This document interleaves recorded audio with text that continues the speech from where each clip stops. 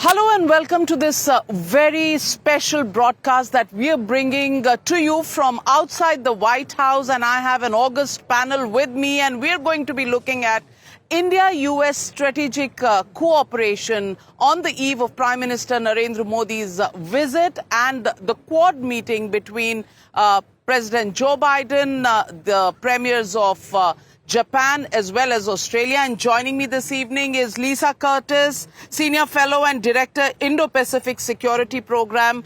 With me here, Catherine B. Hada, also former Consul General, joins this broadcast. And with me is also Dov Zekim, former Undersecretary of Defense in the George W. Bush administration and currently the Senior Advisor at the Center for Strategic and International Studies. Thank you very much, ladies and gentlemen, for joining me on this broadcast. And I begin with looking forward to this meeting, the Quad meeting that is taking place.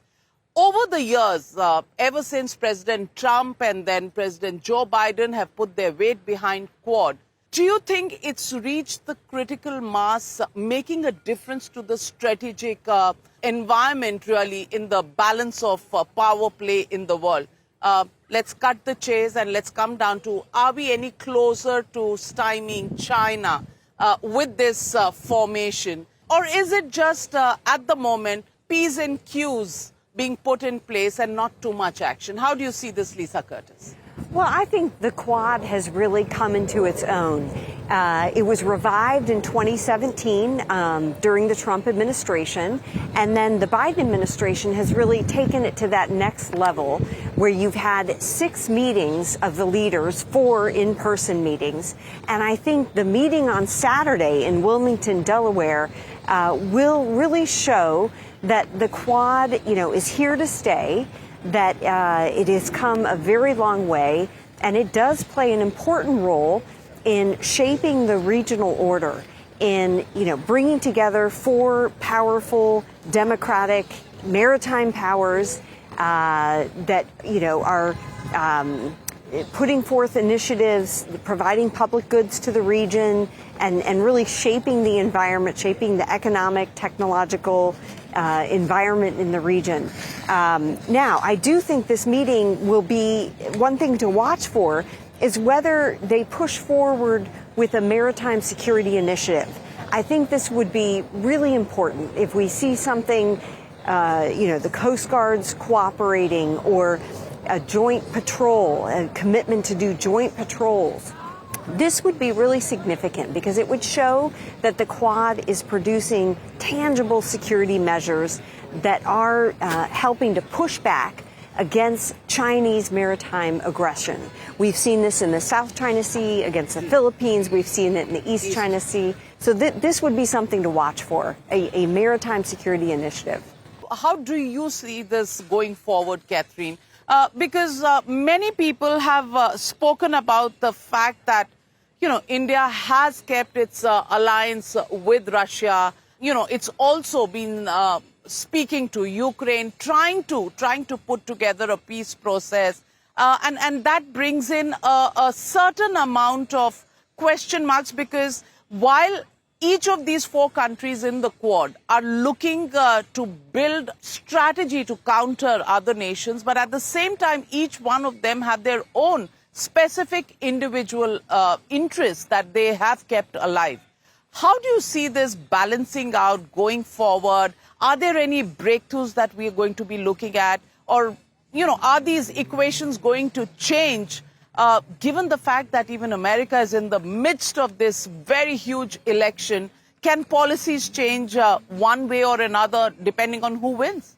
I think in terms of the U.S.-India relationship, no matter who wins the election, we're going to see a strengthening of the relationship. And that is for many reasons, including that the rest of the world isn't changing just because we're having an election.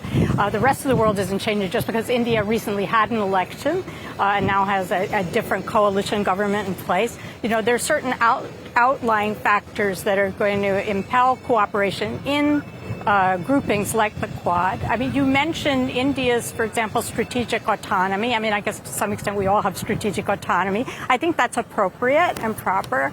I think in addition to showing, though, where we can cooperate as a counter to China. Although Quad is not a defense organization, there's certain defense-adjacent activities, such as the one that Lisa was describing. I think the idea behind the Quad, as behind a lot of our cooperation with India and other partners, is to show an alternative to China and the Chinese model. And I think you see that in the cooperation, for example, that the Quad now has on maritime domain awareness with the Pacific Island countries. So we're helping a different region that, China's made huge overtures from. And I think the Quad can be very useful as a structure for partnerships such as that. Dr. Zakim, my question to you is very specific. The China Belt Road initiative, specifics like that. Can the Quad create something which can actually take care of some of these things which can upset the balance in the region? Well, there are two sides to that. One is the Belt and Road itself, which is not doing terribly well. And not only that, China's economy is not doing too well, which makes it more difficult for China to prop up the Belt and Road. And China doesn't have a very good reputation when it does come into countries. It tends to strangle them, blackmail them, so the alternative would be a much more I think, positive approach. And there's talk of roads literally from India through the waters, through Israel and whatever. Of course, we have a lot of conflict in the Middle East right now. But the fact that the concept has even been considered is terribly, terribly important. And it fits in very, very well with what my colleagues were talking about just a moment ago.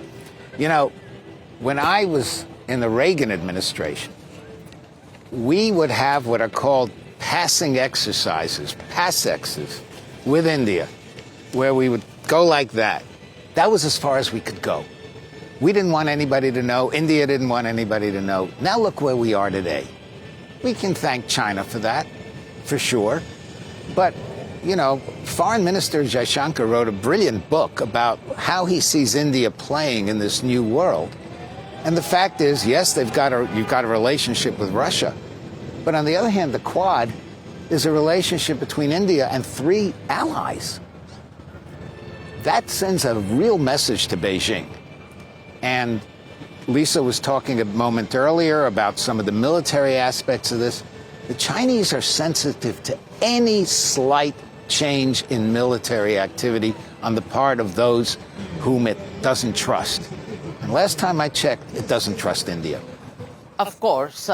We've seen that in the Galwan conflict, and we've seen, the relationship between China and India extremely strained at the moment. And of course, it would be India's desire that, people and other nations come together. But are we looking at it realistically? And Lisa, you also co-authored a 35-page report for the Center for a New American Security. And you spoke about, how to compete more effectively. The fact is, in the Quad countries, India might probably be the lowest in terms of its trade balance with China. All the other 3 nations have huge trade with China.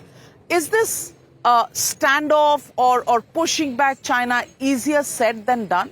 Well, I think it's possible to engage in cooperative activities that basically circumscribe China's ability to continue to practice aggression, maritime aggression. But certainly there are trade relationships, but these are changing. There have been export controls on high-end semiconductor technology going to China. It was India that restricted Chinese apps in India. India was the first to do that after the Galwan crisis that you mentioned. So the economic and trade and technology relationships with China are changing, and they're becoming much more restrictive. And we're seeing new initiatives by the Biden administration to put on additional export controls. So I think that it is possible for these 4 nations to work together to work on, standard setting. When we talk about new and emerging technologies, AI, quantum computing, all of these things people are very concerned about and want to make sure that norms are set. This is something that the Quad can do. They can really shape the environment in the Indo-Pacific region and make it, more supportive of an open, free environment. And that, pertains to trade, that pertains to the seaways and, freedom of movement on the seaways. And, I think it can help to stabilize the region because, let's face it, this is about deterrence. This is about deterring Chinese aggression. And when the four countries work together, when they stand together, that is deterrence. You worked with the Trump administration. You've served in the Trump administration earlier. What would you make of the Chinese foreign minister saying that Quad was artificially creating tension, inciting confrontation and containing the development of other countries? How would you respond to that? I'm not surprised that China doesn't like the Quad because, that it does show that powerful democracies want to see the preservation of the current regional order. And China wants to upend that order. They want to change things. So it's not surprising that China doesn't like the Quad. But let's remember, in 2007, the Quad met once, senior foreign ministry level. They met one time. China complained, demarched all the countries. Each of the countries backed away, and they didn't meet because they didn't want to provoke China. Well, look what happened. China became more aggressive on India's borders. It's become more aggressive in the South China Sea. It's built artificial islands in the South China Sea. So I think, the answer is to have more Quad cooperation, not less. You think that's the strategic way to go for sure. But do you think it's also practical because, frankly, none of the other countries have borders adjoining China, but India does. And we paid the price in Galwan, and there's tension almost all the time. How does that work? Well, first of all, we Americans are a Pacific nation. Don't forget that. And not just Hawaii, but all the way out to Guam and the Marianas we have a relationship with. And the Chinese are pushing in that area. We also have a commitment to Taiwan. China hates that commitment. So we may not be on the border with China, but we are confronting China. The Australians are not on the border with China, but they've been pressured by China. They've been bullied by China. They can't stand it either. The Japanese feel pressure from China as well. So what unites the four of us is this sense that China does not want to be a responsible player in the world, and especially in the region. All four of us feel exactly the opposite. Everybody should have a chance. Nobody should be bullied. Borders are sacrosanct. That's not the way Beijing looks at it. Just ask Mr. Xi. How do you see this, Catherine? And do you see any shifting of gears depending on who wins these elections, Republicans or Democrats? When it comes to the Quad, no. And when it comes to concerns about China, no. I mean, I totally agree with my colleague said here. I think it's important, though, you had mentioned something about wanting to sort of suppress China. I'm paraphrasing you. I think to build on what Dov is saying, what we're concerned about is malign behavior by China. So threatening Taiwan, threatening the Philippines, that would be in the strategic sense. I think there was a sense after COVID, a lack of accountability and cooperation. That was a strategic threat, too. The APIs, the pharmaceutical, everyone realized suddenly how dependent they were and that China could just turn it off. So supply chain resilience became an issue. I think what we're looking at is undesirable behavior, whether it's unfair subsidies, dumping of a lot of industrial production on the world economy. economy. And we are not alone. The Quad countries are not alone. This is Western Europe. This is Italy that left the Belt and Road Initiative. There's a lot of concern. But I think that being said, the one point of caution I would add is we have to be careful about saying we're not wanting to suppress China as a whole, because I think a China that abides by global norms, that isn't threatening its neighbors, that is about openness, we would welcome, even if that came at economic competition with us. Is that a thought real? I believe it is real. Thank you for being so playful. But yes, I believe it is real, because the one thing I think we can agree with, especially India with a long border, we don't want an unstable China. We don't want a collapsing China. We want a China that plays by rules and does not threaten its neighbors or the global economy or security. You think that's realistic, that hope? Well, hope is always hope. I would say that the only way that Mr. Xi and the Communist Party of China will change their ways is if they see that the world will not let them bully. There's no other way to do it. Look, we do a lot of business. You mentioned that. We do tremendous business with China. And we don't mind doing business with China. We mind them stealing our intellectual property. We mind them sending students who work here and then take all our trade secrets back to China. In other words, we don't like them playing unfairly. And maybe if Mr. Xi recognizes that his approach to the Chinese economy, which just about every economist I know says is a disaster, and I'm an economist and I agree, maybe he will recognize that what Xi Jinping did, which was to be a responsible actor overseas and to build up the Chinese economy, if he follows Deng's way, things will already be different. So let me throw this up in the air. Two questions that really Indians would want to know. How does America see Modi? Modi vis-a-vis Biden and, let's say, Kamala Harris, if she were to win, and Modi with Donald Trump, and how do these equations work? How do you see that? Well, I think that if no matter who is elected, whether it's Kamala Harris or Donald Trump, I think you will continue to see a strong, growing U.S.-India partnership. There is broad bipartisan support for growing the U.S. relationship with India. It's come very far in the last 20 years. I would say particularly far in the last 8 or so years. And I don't think any leader would want to sacrifice that progress. So I think, in broad strokes, you will see good relations no matter who's elected.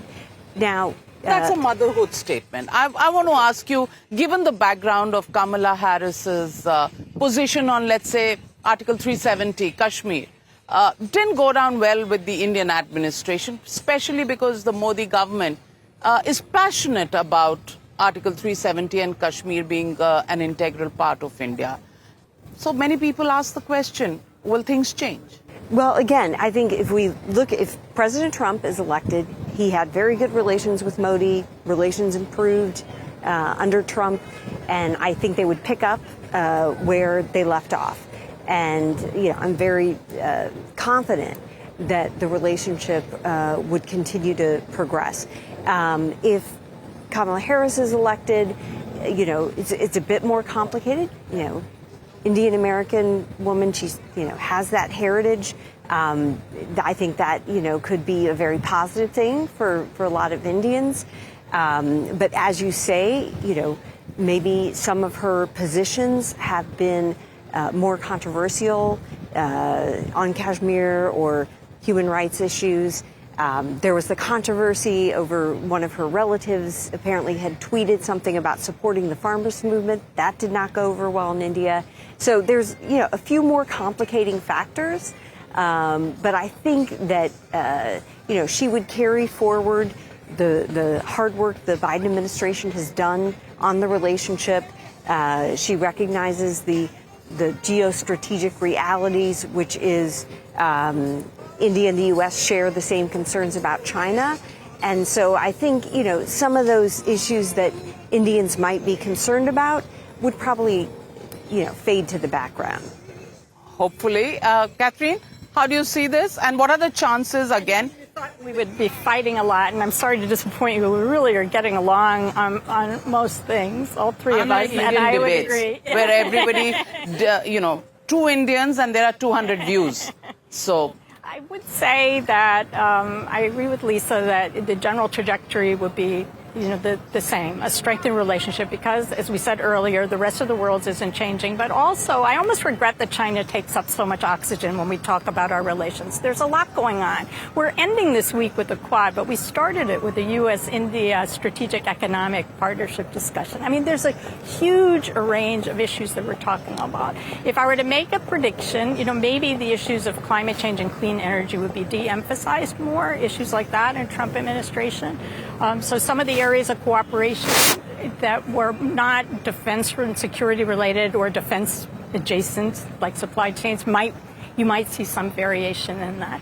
And you might see some variation in what would cause dust-ups between us. There is the issue of, internal Indian dynamics, which might come up more in a Kamala Harris administration, but there's the possibility of trade disagreements, quite vocal ones, that might come up more in a Trump administration. But as I always point out, when I started working with India several years ago, in Hyderabad, there was still blowback from a case of an Indian consulate employee in New York and her treatment by the New York police that redounded through the entire relationship. Now we have disagreements about things like Russia, Ukraine, and look at the levels of our cooperation on so many issues.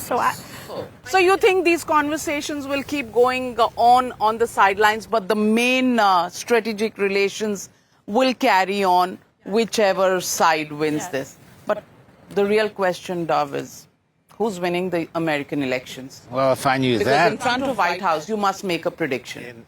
If I knew that, I'd be a very rich man right now. The problem is, you see the polls, right? Polls are not entirely accurate. Look what happened in Britain, for example. In fact, a friend of mine has a daughter who is now a Labor minister, first time elected. The polls the day before the election said she was going to lose. And my friend was devastated, and he stayed up all night, and she won. There are many, many people who will not tell the truth to polls, particularly if they're Trump voters. Okay? They don't want to tell the pollsters they're Trump voters, for whatever reason. There are other people who just hang up on pollsters. So you have the problem that polls don't really tell you much. That's number one. Number two, we have the peculiarity of the Electoral College. Small states have an outsized vote, in a sense, because they are given this, in the Senate, the same number of people as New York and California. Okay? And so when you look at the Electoral College and you look at the small states, many of them are Republican-oriented. But then you have the issue of abortion. Kansas, which is one of the most conservative states in America, and has been for years, voted against anti-abortion laws. What that tells me is this election is really too close to call, number one. Number two, whatever happens vis-a-vis India, I would argue there will be a difference. Trump has a relationship with Modi. The Democrats have a relationship with India. Okay?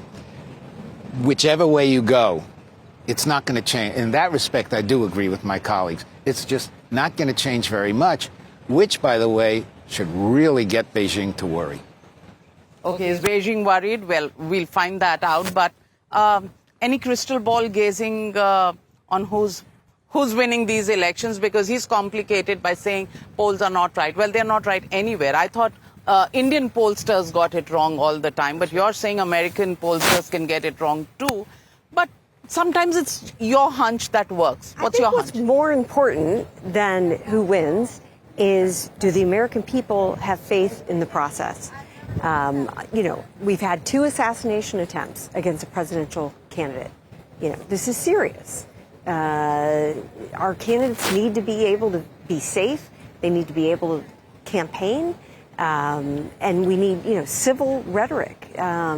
So I think, what's most important here is that the democratic process in the United States moves forward peacefully, and that whoever wins, there is faith that the process was carried out in a fair and just way, and that people peacefully accept the results.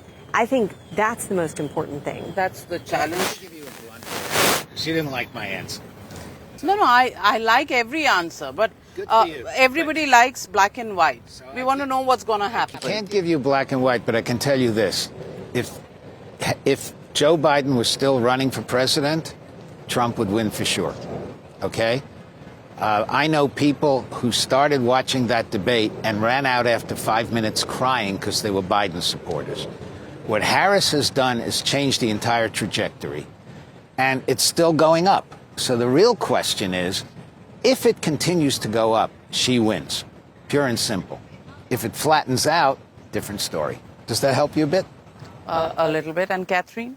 If I were advising and just pointing to the importance of having institutionalization of things like the Quad incorporation, this is a time potentially this next year, let's say, where both governments might get a little distracted with domestic policies. In our case, no matter who wins the election, there's going to likely be a lot of bitterness and recriminations and casting of doubt on an institutional basis.